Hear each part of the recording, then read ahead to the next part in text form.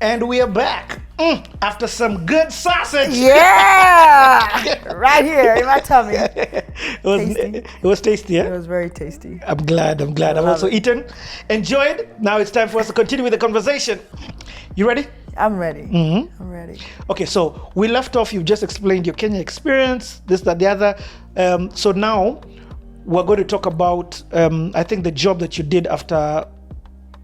So now we left it at the Virginia job. Mm-hmm. Okay, what comes next after that? So what comes next after that was actually I left Virginia to head back to Maryland. One of the biggest things after having my two kids was like I've been mentioning how important family is, right? Yeah. That foundation and that ability to have that help around yourself. So that actually was not a no-brainer when I knew after the two kids, I was like, okay, let me move back to Maryland. And within that's when I applied for another job. So this was like more of okay, I was a manager, I'm gonna move up to a director level. And so I became the director of HR for an organization. It's a nonprofit, again in DC. Yeah. And that was probably one of the, now again, I was very confident in my career at that point, and especially when it came to, working with people and working with, had the opportunity to work a lot with executives at this time. I was really focused on bridging the whole, employee and executive gap, right? So what does it mean to be a HR director? A HR director, what it means is you are involved in the strategic decision making when it comes to talent management within the organization, when it comes to even just like what I said, the performance management process, when it comes to really the full scope of HR, when it comes to talent and development, leadership enhancement, employee engagement, employee relations. So it involves a lot of that, and being able to really put out policies that, that able to sustain the company. There's a lot of risk mitigation, also ensuring that, your company is aligned with a lot of the employment laws that, that we have in the US. So it's a lot of that. And let me ask, from a financial perspective, are you like feeling, woo, this ain't hustling now? Are the perks good? Yeah. I don't even want to ask, is this livable, but is this good money now that we're talking? It's good. It's money that at least you could feel like you're not struggling, right? Like you can make ends meet and maybe even save and do a lot of that. But also what you don't realize is the more money you make, the more problems you get. Biggie, can't you see? Yeah, the more problems you get. And actually even like the taxation of you fall into some different tax brackets within the US based on how much money you make. Yeah. And that becomes an issue now. So it's, you're making the money, but you're paying a whole rack of taxes. I get it. But at least at that point, when you get to that level, you have a lot of more negotiation power because of your experience, because of your education, that you bring in. Let me ask, was it difficult getting this job? Yeah, it took. I mean, actually, it took. So, like again, it took a long time to get to where I am, even as a director level. Yeah. Especially even as a woman of color, right? It's taken a lot of patience. It's taken a lot of being very vocal, and also just having a lot of courage to speak up your mind, to fight for yourself of what you really want. So it was not easy. Let me say it was not easy. And how long was the recruitment process? For a role like that, I would say about a good month. Okay. Because where you first interview maybe with a recruiter. Yeah. And then maybe you get to meet the boss, whoever you're going to be reporting to. And then you do like a panel interview where you get to meet the team that you're actually going to be managing. Because if you were like I was managing the recruiters, I had a couple of people under me.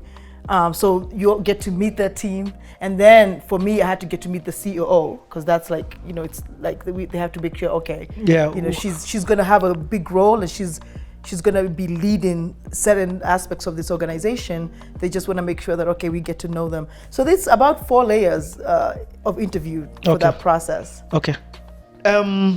So again, in terms of a cultural diversity, is it, by this time I'm sure you're used to it, is it a lot of whites in here, or is it or this one mixed? No, I mean it's kind of still the same, right? Especially when you get to, again, higher up, like right, more of the when you're working with executives and you know, the higher you go, even the less now you're not even seen anymore. You're the only black being seen in the room. Yeah. And see that's also the biggest thing, right? I mean, at least now you get to even see a little bit more of diversity in the lower levels than you do get to see the diversity in the higher levels. You must be really good at what you do for them to have picked you. No, I'm just let them know. I try, you know. Yes. Let them know. So again, I always ask you this question: did you like what you were doing? I loved what I was doing. I mean, that's, you know, even through all the experiences, I think, you know, when you go back home and you know you've made an impact with people, genuine impact with people, genuine connection with people. Yeah. And not everything always goes the right way, you know, but at least, you know, you've made a connection and you're going to be there for those people if they ever need you. I think that's the best feeling ever, you know. And I've loved HR, and even we'll talk about how I transitioned into coaching. Yeah. It kind of it's almost seamless. Okay. And let me ask now you're operating you're literally seeing CEO every other day in terms of the position that you're with. Yeah. And not just CEO of this organization, but probably even the meetings you do, corporate meetings, corporate hangouts, you're engaging with the CEOs of across America. How was that? I like saying at the end of the day, people are just people. When you remove the titles and the money, people are just people. But still, how was that? Because this is where you wanted to get to. That's right. And actually, that you said it right, because when you talk about, you know, people are people, right? But at least you have to also respect the, you know, where they are in their status, right? And it's a very humbling experience, actually. It's almost, sometimes it's surreal, but I don't let that get in the way, because I know that I've worked hard and I deserve to be on the same seat and with the level with them. And so that's what kind of keeps me going, is the fact that, you know what, I have to give myself the credit rather than looking from it from the outside, right? I have to give myself credit on, wow, you know, you're here because you deserve it, right? And but again, you still want to make an impact and and the biggest thing with it is because why it's so important is those are the people who can make changes if they have that choice, because I think everybody has a choice. It's just about are you ready to execute that choice, you know? And that's why I work a lot with them. It's because I'm like, look, like this, who else is gonna make these decisions but you, right? And who else is gonna, if you want to change something, why don't you could do it? Like, you know, what is stopping you? And I know there's other things, you know, the financial piece of it, there's maybe the strategy of where the organization is trying to go, but at the same time, it's like, can we have a balance, right? And see that that's probably the biggest motivator for me to work with leaders is because they can make that impact, and they just have to see it. And that's what as a coach I try to show them, that, you know, you're not losing anything by being nice, by listening to what people want, and by compromising, you know, you're not losing anything. And at this level, you know, I liked before when you said sometimes you need to know when to execute what you're told and not give your opinion. But at this level, your opinion is why you're there. Yeah. It's a flip, right? It's a flip. Yeah. It's a flip. And that's a good feeling, right? That's, my opinion is because I'm there. That's what now they're asking me for. Whoa. Like, what do you think? You know, what do we need to do? You know, what do I need to do this? Are we doing, you know? And that, again, it's just a matter of now, you know, how do you make that case for them to really, you know, believe in it and also execute it, you know, for them? Because again, even as a consultant or an executive, you know, I can't do the job for them at the end of the day, right? They have to do it, and they have to be okay with doing it. So it's just working with them to so they could feel grounded in that decision of whether they're going to make, whether good or bad. Yeah. Right. Okay, one thing I've not asked as I clear my throat. It's a sausage. Actually, mine was chicken wings. Anyway, one thing that I've not asked is, in the mix of all of this madness, or not madness, in the mix of your journey to climbing up the corporate ladder, how's motherhood happening? Motherhood is happening. Like, you can't get away from that, and it's a lot of compromise for a mom. In terms of, there's somebody who let me just throw this before.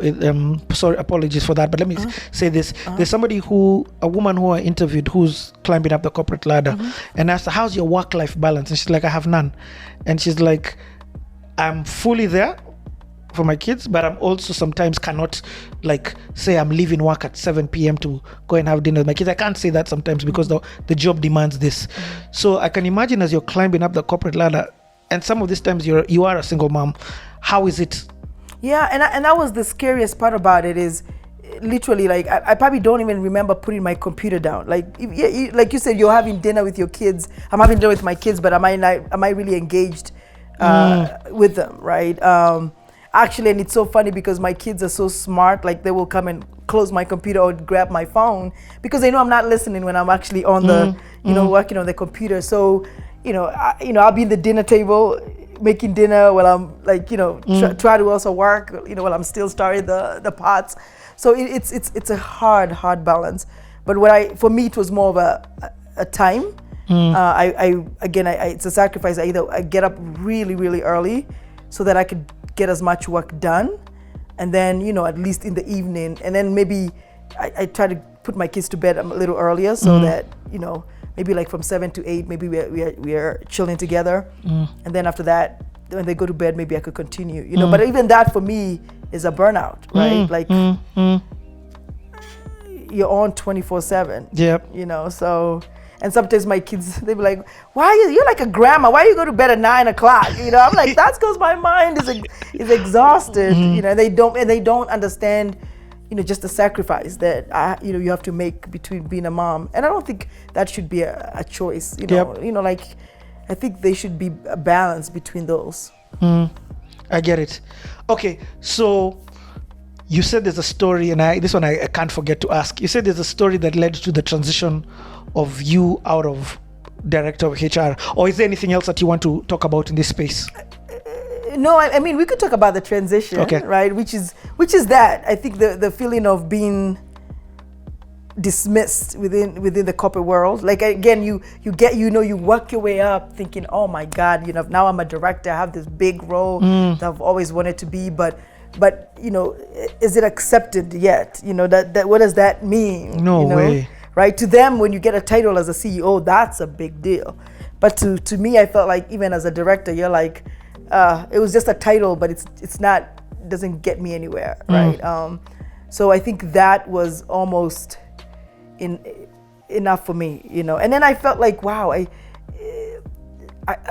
can't make the impact because it's like I'm almost fighting every day. It's a fight. Like, let's do the right thing. Let's do this. Let's do that. And it's a fight every single day. So I'm like, wow, that's exhausting. Like, for an individual. You don't have to. What are the kind of fights that you'd have? I mean, it could be almost executing maybe some employee engagement initiative that maybe a company wants, right? Like,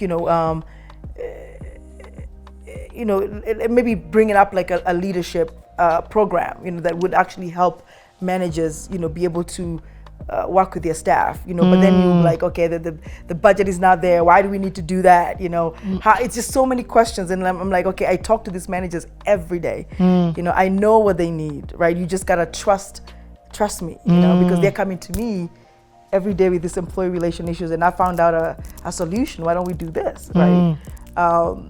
But to them, they're like, nah, like stick to this, like stick to that, So I think moving out of the corporate world, I was like, okay, now I could do this. I could probably have more impact leaving the corporate world. Okay. At the end of the day, companies are going to do what they want to do, period. Right? So you can't hang yourself sometimes. You can't put yourself in a box or just stuck. You can't get stuck because of maybe fear that maybe you don't know what's next for yourself. Sometimes you really just gotta take that leap of faith, just fly, and that's what I did. Okay, but that's still crazy, especially after hearing your story and you wanting to get here, thinking about 2 kids, single mom, all of these things. You still, actually, I don't even think there's that. I think you've just said that's a leap of faith. There's no better word to explain it. But how did you navigate the leap of faith? I mean, it must have been terrifying. How, despite the fear, in fact, I say faith is movement. Not like a lot of people say that faith is the opposite of fear, and I'm like, no, faith is moving afraid. You get what I mean? Oh yeah. So what did you see? Yeah, and that's so good that you said fear it's almost moving with the fear, right? And what did I see? I think it's one thing I believed in myself. Like wow, I've been in. I could do this. Like when it came to marketing, when it came to I sucked at IT. I was like, man, I was spoiled in corporate world. Like when you could always call somebody to fix your stuff. But I think it's believing in yourself. And when did you leave? I left 100% last year. Okay. Yeah. So when did you start leaving? When did this thing start entering your head and be like? About three years in, and then I built my plan. Right, so I knew I wanted to do executive coaching, right? I knew that was and I knew it from my heart ever since. And everybody told me that, even in the corporate world, when I was working with the executives, they're like, "Wow, you are just so good with people." That was my biggest strength. Actually, maybe I call it it's a gift. Yep, it is really a gift. So I put the plan in motion. I went back to school again. What? So I went to Georgetown University.